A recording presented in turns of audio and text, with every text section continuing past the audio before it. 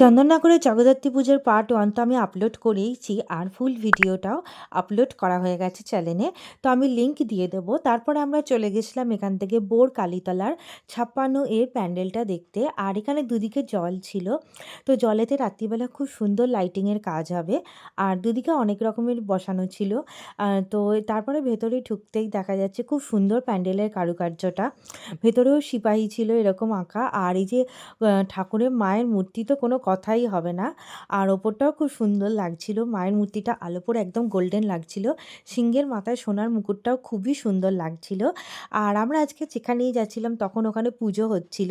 আর সিংহের মাথায় যে সোনার মুকুট, এটা আমি অন্য কোথাও দেখিনি। মানে এই চন্দননগরে জগদ্ধাত্রী ঠাকুরই প্রথম দেখছি। মানে গত বছর ঠিক খেয়াল করিনি।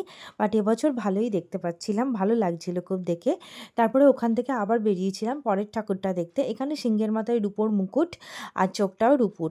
আর তার সাথে জিভেও অনেকটা আছে। এটা ছিল বোর কালীতলারই। এটা একটা অন্য ঠাকুর। আর এখানেও এখন পুজো হচ্ছিল। এটা ছিল বোর 58 আর আগেরটা ছিল বোর 56 তো এখানেও খুব ভালো লাগছিল। আর প্যান্ডেলটা খুব সুন্দর করেছিল। দেন ওখান থেকেও আমরা আবার বেরিয়ে গেলাম। টোটো করেই আমরা টোটো বুক করে নিয়েছিলাম। তেমনি বড় জগদ্ধাত্রী ঠাকুর মাকে দেখে তো মনটা মুগ্ধই হয়ে যায়। এত ভালো লাগছিল দেখতে। আর এখানকার প্যান্ডেলটাও খুব সুন্দর করেছিল। বিশেষ করে মাথার উপরে যে ঝালরটা ছিল সেটা খুবই সুন্দর ছিল। আর এটা তো অনেকক্ষণ ধরেই দেখছিলাম আমি আমার ভাই দুজনেই। এখানেও সিংহের মাথায় রূপোর মুকুট আর দাঁতগুলোও রূপোর। তো মায়ের গয়না তো রূপোর দিয়েই আছেই, বাট বাহনকে এত সুন্দরভাবে সোনার রূপো দিয়ে সাজানো, তো এটা অন্যরকম। তারপরে চলে গেছিলাম এই ঠাকুরটা দেখতে। এখানে ডাকের সাজ, মুভিং ডাকের সাজ, এটা তো খুবই এবারে হিট হয়েছে। আর তো এটা আমি দেখছিলাম, খুব ভালো লাগছিল। অত বড় মা, মায়ের যে উচ্চতাটাই সেটাই খুব সুন্দর। সিংহের মাথায় সোনার মুকুট প্লাস সিংহের যে চোখের আইবলটা সেটাও গোল্ডেন বসিয়েছে।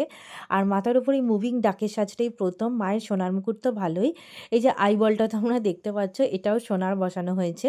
আর সিংহের মুকুটটাও সোনার। তো এইগুলো আমি প্রথম দেখছি।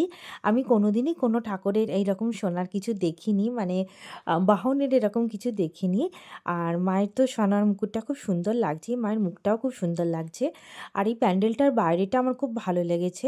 এখানে বলা হয়েছে যে মেয়েদের ওপর যে বিভিন্ন রকম আমরা নিয়ম চাপিয়ে দেওয়া হয় যাতে মেয়েদের দমিয়ে রাখা যায়, মেয়েদের কষ্ট দেওয়া যায়। তো বিদ্যাসাগর তার বিরুদ্ধে কিভাবে গড়ে তুলেছিলেন সেটাই দেওয়া হয়েছে।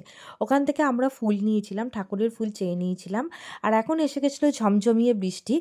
ফাইনালি মানে বৃষ্টিটা তো এবার দুর্গাপুজো, কালী পুজো আর জগদ্ধাত্রী পুজো তিনটেতেই ছিল। তো ফাইনালি এখন পুজোতে মানে এখন বৃষ্টিটা বন্ধ হয়েছে। তো প্রার্থীর জন্য অপেক্ষা করুন।